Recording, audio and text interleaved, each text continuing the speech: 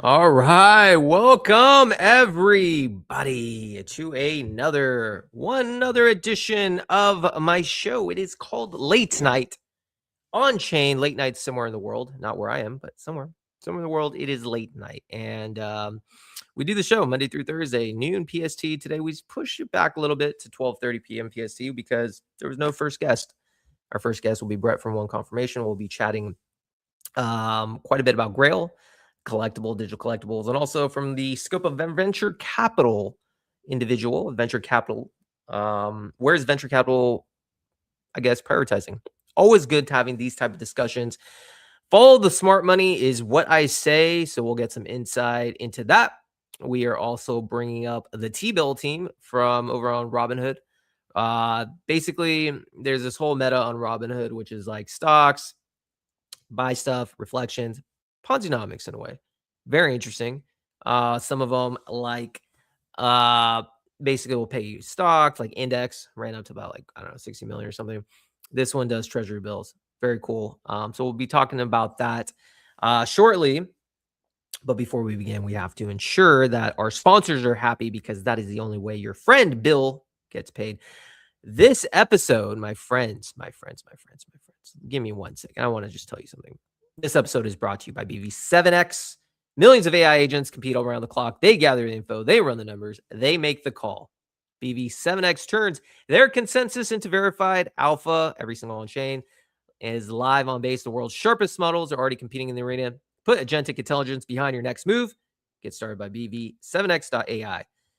Shout out to them. Also, we got some supporting sponsors in the house. We got Banker. Most people know them. They provide the agenda tool for agents to operate autonomously on chain. Bankers, where builders launch agentic businesses, raise from the market, and reach their audience, back the next generation of founders, or become one. Two more. We also have Buildify, the newest launchpad coming onto Robinhood Chain and Ethereum, coming on a base very soon. Fair Mint allows everyone to get in at launch price, no bonding curve. Locked LP, create on Uniswap at launch. Builders earn ETH from trading fees, not token allocations. And last but not least, Albemarle City, the first tokenized city on the Solana blockchain. The lands are beautiful and the resources are abundant. Check out Albemarle today. E20 2005, hype for G tokens. My friend, I am too. The reason initially why I got Brett on, and we're going to talk about the G tokens because it's very interesting. G Speed is something that I was very interested in. So we'll get his input on that. I like digital collectibles. I think it makes a lot of sense. So it'll be very interesting to get his perspective. But shout out to the G Token Army. Yesterday, thank you for everyone for tuning in. We had a record turnout for the show with Jesse. I assume that's probably why he's kind of a very big deal in this space. The reception was very, very well received. So I appreciate everyone who tuned in. Hopefully, you guys got some insight. We do not ask softball questions. And I have to commend Jesse because he had no idea what I was going to ask. And he answered it all. He answered it all truthfully, honestly. And you guys can make your opinion on whatever you guys feel like it. All right. Enough about that, though. I think it's time to bring on the one, the only Brett Shear from One Confirmation. How you doing, sir? Good. Thanks for having me. Yeah, thanks for coming on the show. All right. So definitely want to get your perspective of the VC, what you're seeing, but I do know that One Confirmation is pushing and betting behind Grail. So why don't we start with Grail? What exactly are you guys doing over there in the digital collectible space? Yeah. I mean, I think it aligns with a lot of the theses that we have been excited about for a while that I've been excited about too. I think one of the oldest things that people want to do in crypto is be able to like get skin in the game on people, to sort of bet on people and get upside of people. And we've had outlets in a lot of different ways of doing that, whether it's through NFTs or creator coins, or there's been a lot of ways where, people have tried to capture that. And so I think we also at the same time got very into collectibles. Like collectibles as a category has been heating up a bit. I spent a lot of time diligencing a bunch of different companies there. And it's fun. It's an exciting area. Like I personally have been collecting cards as well, and understand like the way that cards can or collectibles can track the performance of someone. It works like really well in sports. So, in the case of like TCGs and Pokemon, it works a bit more like tracking the success of that IP or the popularity of those characters. And there's a lot more than just that as far as collectibles go. So basically, what is Grail is tokens backed by real world collectibles. So being able to buy tokens that are basically people. So, you mentioned Speed before the show, like G Speed would be the token for Speed, and it's backed by his collectibles. In this case, we have PSA 10 Topps WWE cards that are signed by him. So, Topps is a publisher. They release these cards for WWE, and Speed is on it, and he signed them. And then PSA 10 is like the highest grade that you can get from the most trusted grading company. And then so you can kind of go down the line. I mean, we have like Tom Brady. We have people from more, I guess, like legitimate, known, iconic athletes, all the way to like people that are maybe would be more, you would think less on the collectible front, over to like Speed or Elon Musk or, and there's a range there. Yeah. So let's unpack some of what you said. So for me, from my point of view, obviously collectibles make a lot of sense. If you've been seeing what's been recently going on, especially in the last few months, it's everywhere. It's exploded. Pokemon was a big thing. To me, sports collectibles make even more sense. Nostalgia wise, I'm in my 40s and we grew up back in the day when you had to look up a card in a Beckett, not even in online. There was like this like actual book. And I think it taps into a core audience as to people who might be a little older in the sports world, actually, which is kind of what you guys are doing with Grails. Now, this interesting concept, though, because so you guys, the token represents. So basically, walk me through for those that don't know. Shout out to the 250 plus people tuning in. We need at least 2,000 guys. We have a big streak on, so shoot those numbers up. The concept is 10,000 tokens equal one card, correct? So meaning if I wanted to redeem one of the cards, G Speed, for instance, you guys have two vaulted, I believe. I can then pay 10,000 coins and then I can physically get that and it takes it out of circulation, or how does that process work? Yeah, it's essentially how it works. They're backed because they're redeemable. And then at this point, we have more than two cards for Speed. But yeah, that's essentially how it works. Is like as of now, we're putting the cards on, and it's backed by those cards. But over time, we'll make it easier to redeem collectibles and upload collectibles. So anyone will be able to upload and redeem in exchange if you have enough tokens. So if you have 10,000 tokens, you can redeem the card, and that's essentially what makes it backed by that card. Not just cards, any collectibles, any physical collectibles. Has anyone on the site actually redeemed? Because it's not just Speed. You have MJ, you have Wemby, you have all sorts of things. Have there been a lot of real world redemptions with the tokens? We haven't turned on redemptions yet. So there hasn't been redemptions now, or uploaded. So far, it's been us putting the collectibles on it to get started. Do you know when? Is there a reason why you haven't done the redemption part, or are you just waiting for like a better time? We have like a vault provider where all of the collectibles are being stored and insured.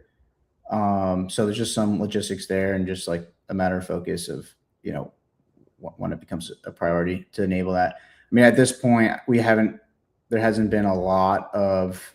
There's been some like requests to upload cards. There hasn't been any requests to redeem cards yet. So yeah, just like priority.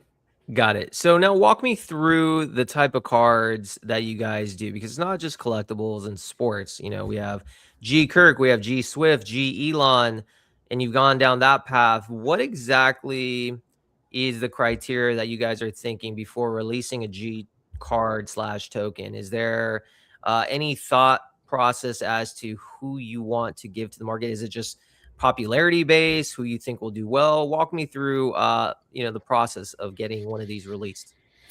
Yeah, we want, internationally recognizable. I think the crypto audience, people on chain are very global. And so the people that they'd be most interested in are going to be like people with a global appeal.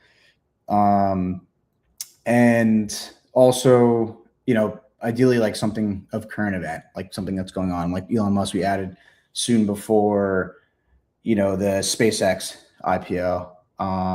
Taylor Swift was like close to the wedding. Charlie Kirk, there's the trial going on.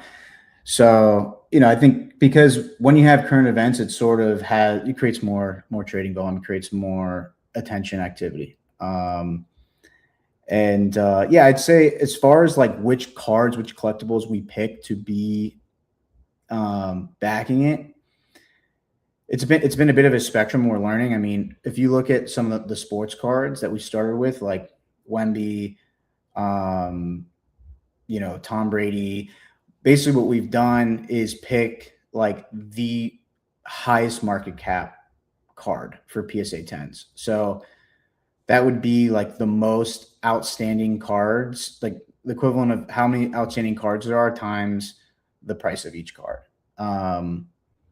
And that kind of like lends itself to be like the go-to rookie card, pretty much.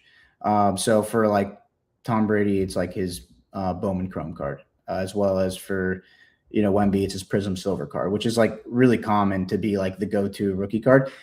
So those they could have thousands of those cards in supply, and then aren't like limited edition numbered cards, right?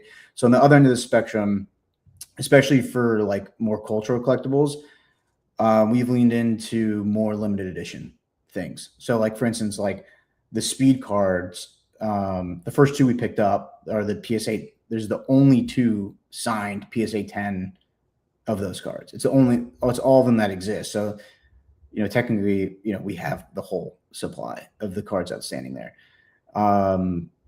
And that offers itself well for like, basically for, I think people that aren't already kind of, a part of like the consensus, like collectible market that people already try to go and collect. And it's people that are more, it sort of detaches a bit of what you would think, like, what is the fair market value of these cards? It kind of, it opens it up more for speculation for what are they really worth versus like being able to mirror it directly to like the trading volume of the existing card market. Yeah.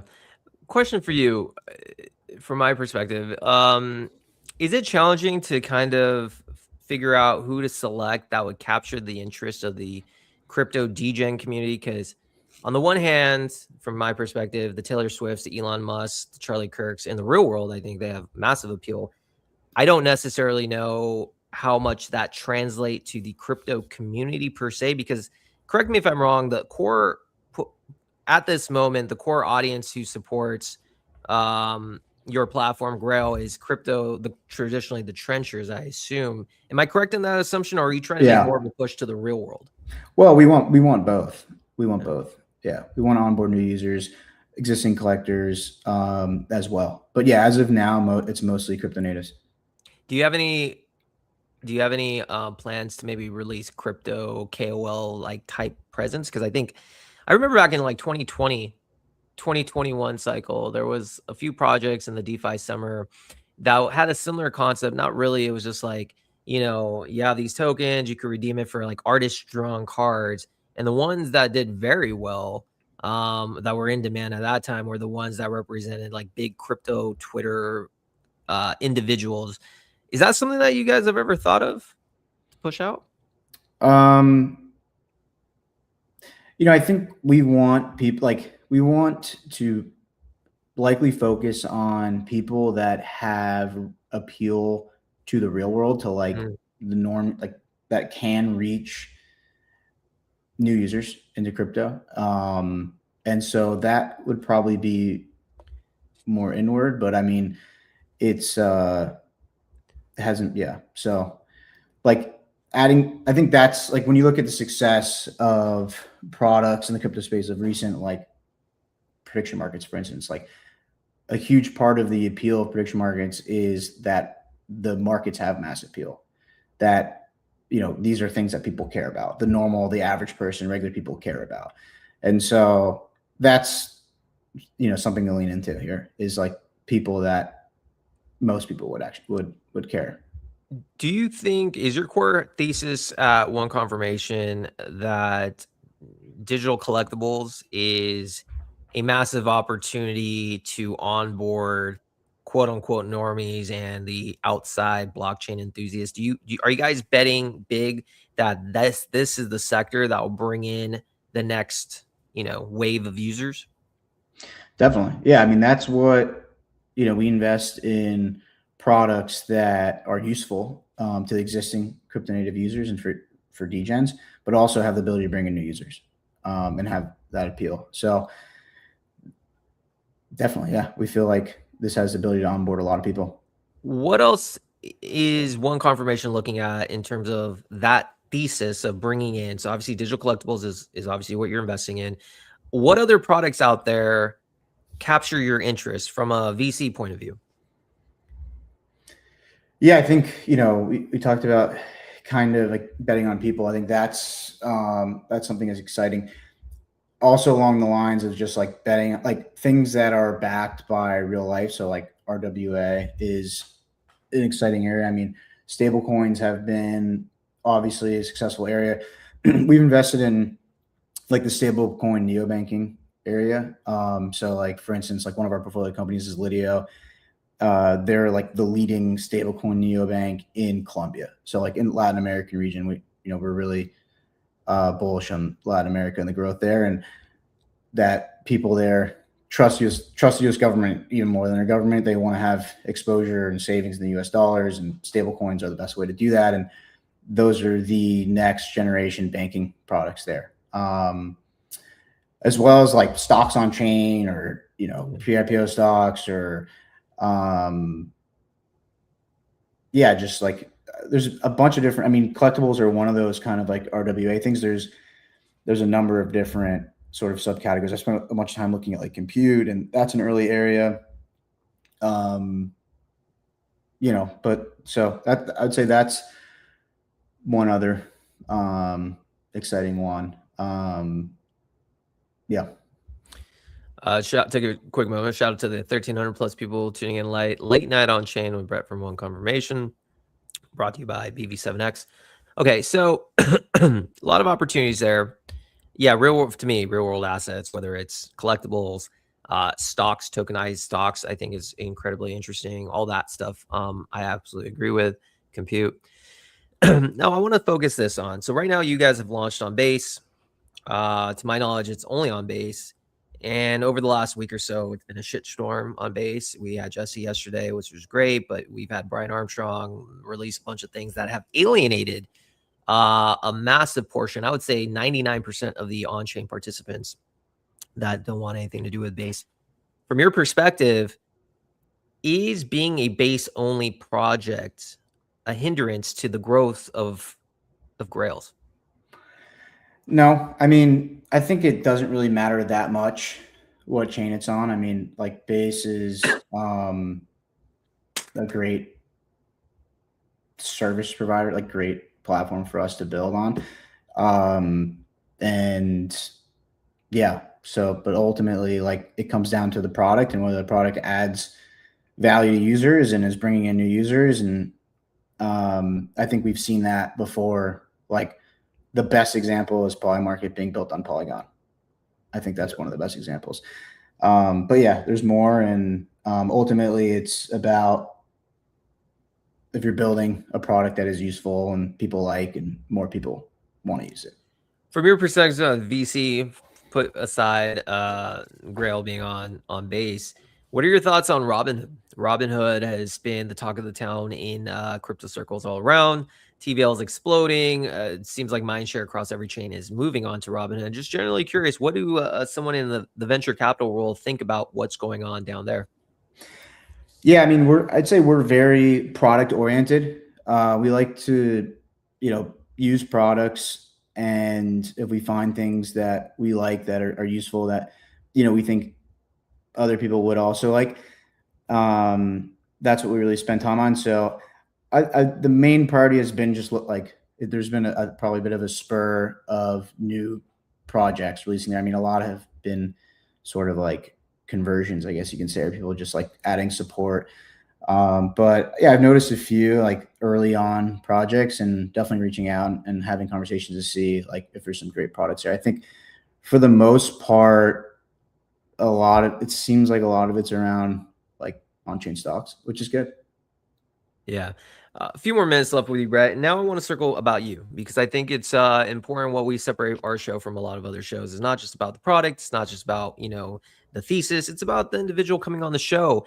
What drives you, man? What drives you to wake up at day in and day out to be like, you know what? I've chosen the path to go in a venture. I've chosen the path to support builders. You could probably be doing anything in this space. This is the path you decided. Why play a role in the venture world? What drives you? What inspires you coming in every day? Yeah. Yeah, I think like I think it's been a good match for what I like to do. I love to find early things that end up that could be, have a huge vision and like understand and thinking about what it could be and where and being early to that. And as someone early to crypto, like just been always looking for things that have potential to bring it mainstream, to onboard a lot of people. And I personally enjoy these things like a lot. Like I remember back in like 2018, I was an early crypto art collector. I was one of like the first handful of collectors on Super Rare. And I just loved it. I just loved collecting crypto art, like, and thinking like it was at that time, an X copy was like $150. And I just remember thinking like, if X copy is the biggest, or if Coldy is the biggest, or some of those early artists, and crypto art makes sense and it works, and people do understand that like digital art can be valuable, can be owned now, then like what could it be worth? And just building up a collection. In general, I love to collect, and I love to collect things and to use consumer products, and yeah, sort of just be ahead of the curve and see where things are going. So I enjoy, the talking to founders early on, learning about a bunch of different areas, and trying to imagine and think what it could be. Do you see a 2020, 2021 style resurgence in the digital art collecting space, or even tokenized NFTs, but more importantly, the digital art collecting space, because I feel that's its own little sector. Do you see a comeback? Yeah, I mean, I think it sort of is. Yeah, maybe the idea of it has changed a bit. Like I think people are thinking everyone in the world is going to collect art now, and because it's so accessible and democratized, and it's going to be really cool. It's going to be this like very popular, common consumer trend. And I think like it has made it much more accessible. Like for instance, like there's people that collect crypto art that never collected art before, but I don't think it was like as adopted to like most average people as expected. And it's kind of been this just like an extension of the existing art world, and another kind of evolution of it. And then yeah, so I think you see like Punks in the MoMA and like some of these early artists like starting to get into museums, and now it's kind of this game of like bridging to traditional art, and getting those collectors that are there, and still getting new younger collectors, like people that have basically done well in crypto and want to collect things that mean stuff to them.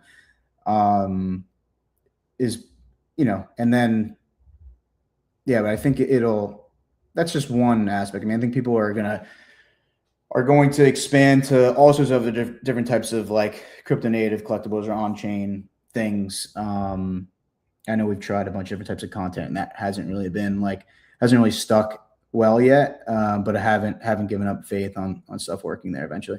Yeah, I think it's inevitable to come back. I just think the idea of digital ownership, being able to transfer it, making an illiquid asset typically, which is art, into something very liquid, and just in real world assets in general, there's appeal to that. I think there's absolutely appeal. And I think it's going to have its time in the sun. Real quick, just want to give a shout out to Emily Jr. Great talk. Thank you, my friend, for joining on.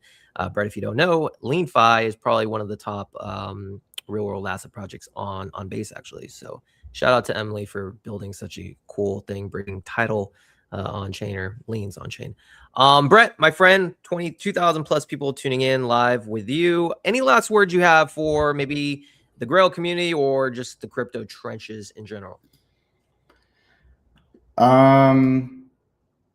Yeah, I think there's a bunch of different areas that are excited to get into. I feel like if you find things that like, I think sometimes the crypto space gets a bit bogged down on like categories and on like, oh, what is, you know, the next thing, whether it's agentic trading or if it's, you know, on-chain stocks. And I think if you sort of zoom out and think about what is the macro behavior, what are things that you believe in that are going on in the world today, and how is that influencing, you know, what things are developing, what things are going to do well in the crypto space, is like, I think for me, I've been trying to think more like broad, big picture, and not like just try to chase certain categories, but think bigger picture than of, you know, what things make sense to be created. Like a good example is like you look at collectibles today, and it's like what is there, you know, across like sort of existing products and what we're doing with Grails. Like we've leaned into a thesis of like that people want exposure to people. People believe in people. They want upside in them.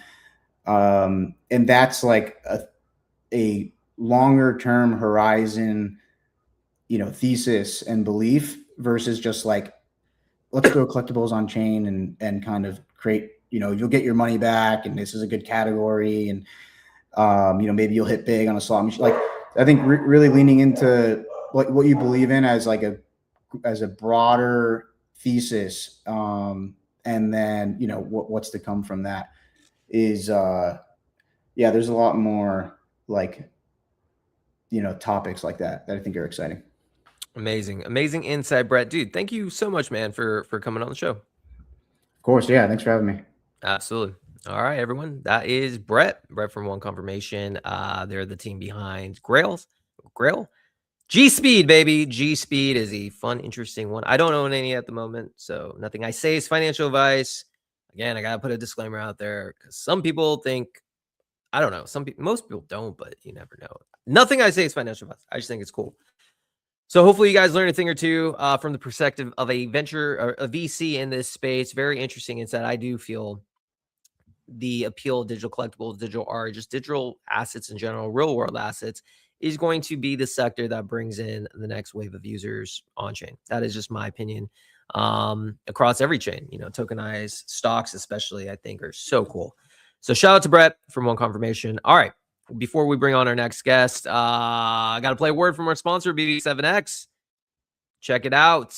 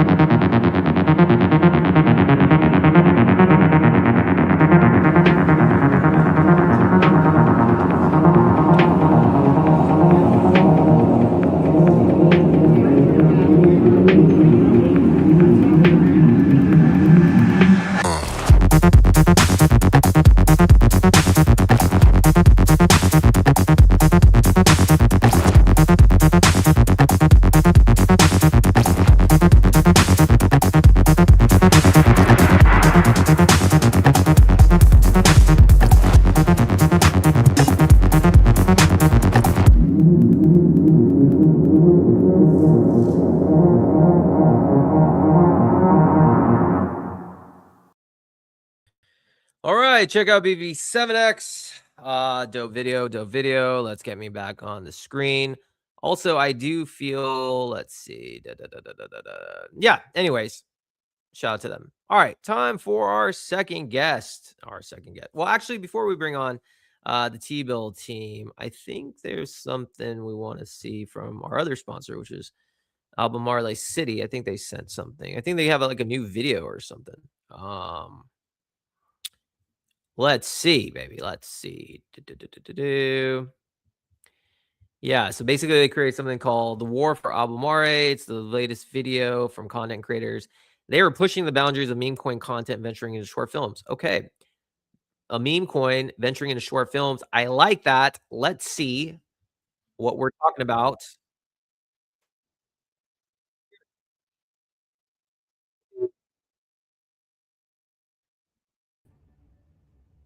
Oh, damn, this is 9 minutes long. All right, well, we can't watch the entire 9 minutes.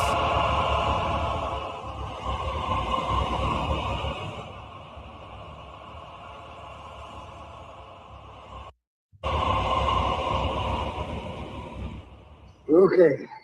Did you get today's numbers on 3i Atlas? Doing it now.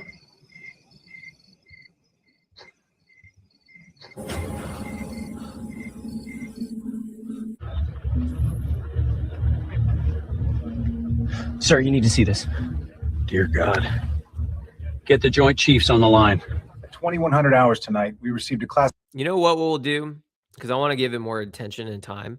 What we'll do is on Thursday's show, we will watch the entire thing. We will watch the entire thing live with John, actually, a city resident of Albemarle City. So stay tuned for that. All right. We have one more guest of the day, and we are going to first of all, I got to show some love to the T-Bill team.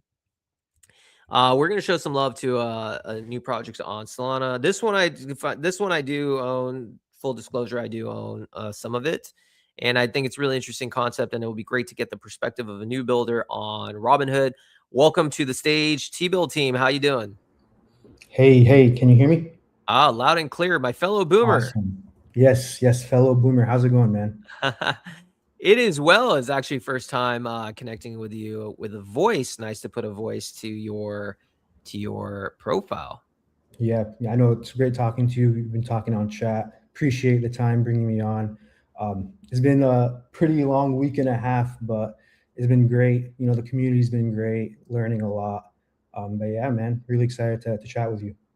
Absolutely. So the whole point of this show is to bring attention and awareness, bring distribution to builders. We don't just have the Jesse Pollocks of the world. We don't have just like VCs of the world. We have the builders, the grassroots builders that need stories to be heard. And obviously, I've taken a liking to you guys.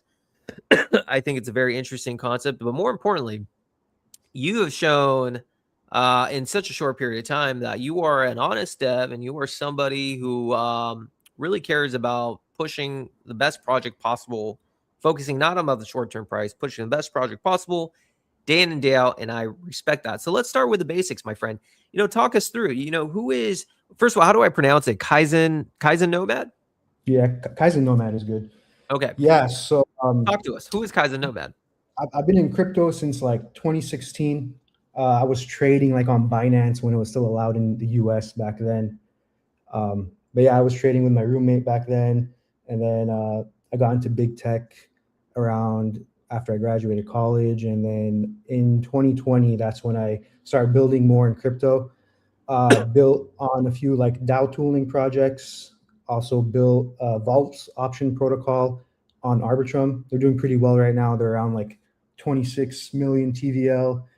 And right now, my current job, working on a prediction market, but don't want to dox myself too much. But yeah, this has honestly just been like a fun weekend project that, me and Oxy just wanted to develop. It's been a great experience.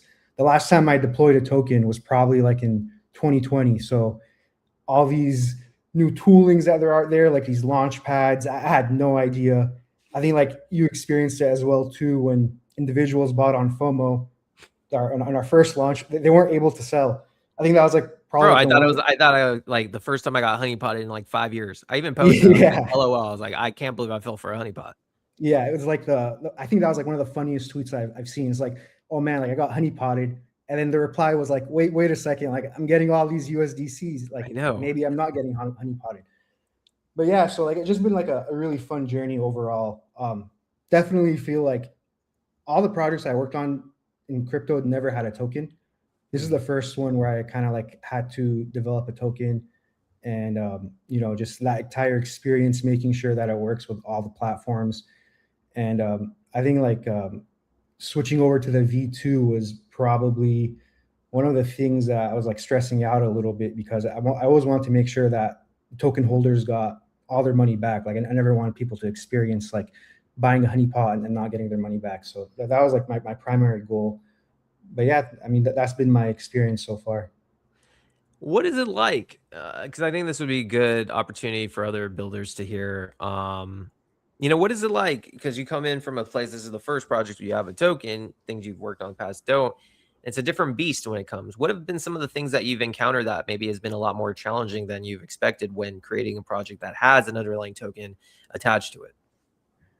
I think the feedback you get when there's a token is like always great, because people have more of a financial incentive. So like people always want you to develop the best product because they're holding a token. So they're going to give you like the best feedback. And the community around T-Bill has just been great. We're all boomers. And a lot of the content that I've been like spitting out has just been mostly like the community coming together, putting out the content together, like giving me ideas. Like at this point, I'm mostly just managing like the smart contracts on the website and the Twitter, and then everyone just giving me like great ideas just to post on Twitter. But yeah, just that's pretty much it. Like the feedback you get, that's been great to hear.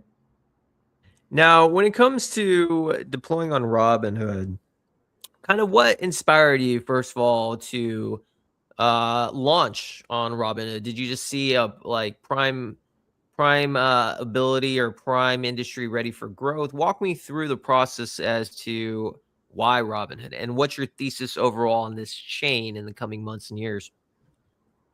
Yeah, the reason why we picked Robinhood was we saw that there was going to be a big push for real world assets, RWAs. And I know a lot of people don't consider stable coins as like real world assets, but they actually are. Like it's a dollar. It's just a dollar that is on chain, similar to like how a TGC card is going to be on chain. Like that is a real world asset. So we decided Robinhood just because for that aspect, we knew that they were going to develop heavily towards like real world assets.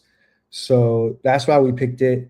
And then in terms of like the branding, we just thought it was going to be like a funny branding, just like have like a fake T-bill that pays you, a certain percent of the trading volume.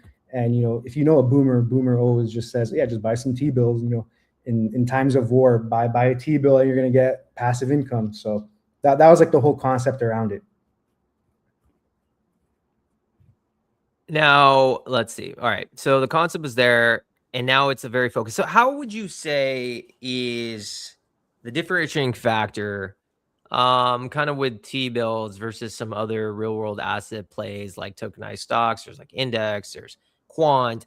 Is the appeal different for this because you're targeting something that non-crypto users understand, that's treasury bills? Or kind of how would you differentiate the two?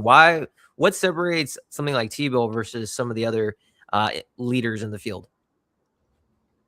I would say just like the reward token you get back, and like the meme aspect of it.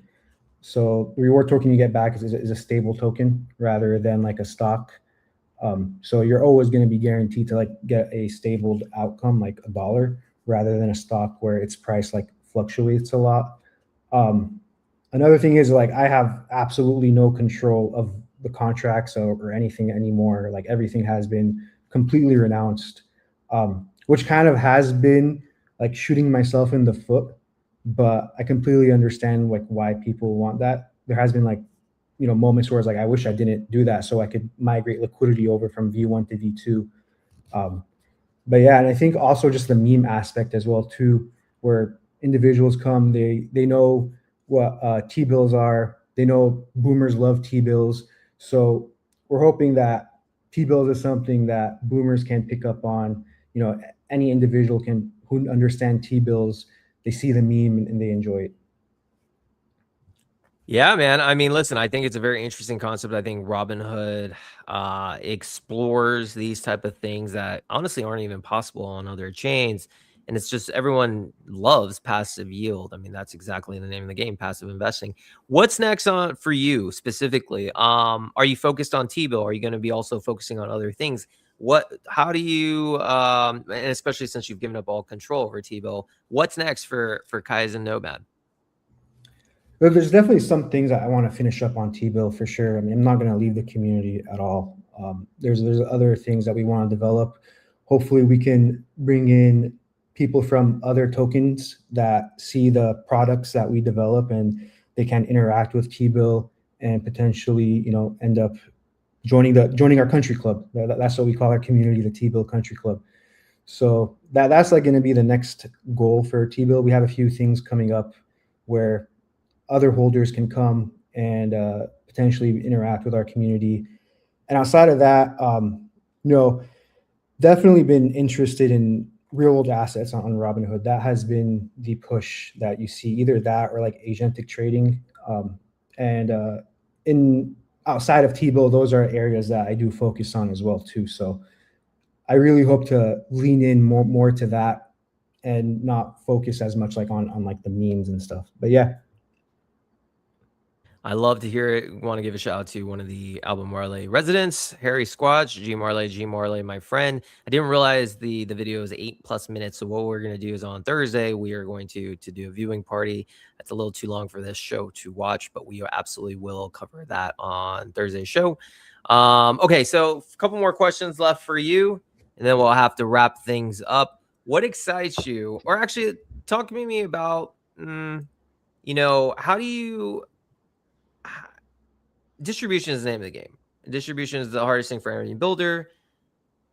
How do you separate as a founder? What's your goal to try to get more and more people learning about whether it's T-Bill or anything else you work on? How do you navigate that as a builder? What are your strategies to figure out, how do we get from point A to point B where more people are learning about it? I would say like the best builder advice I've ever received is always build in public. So, if people, I think crypto too, what I learned throughout my years, crypto rewards the curious.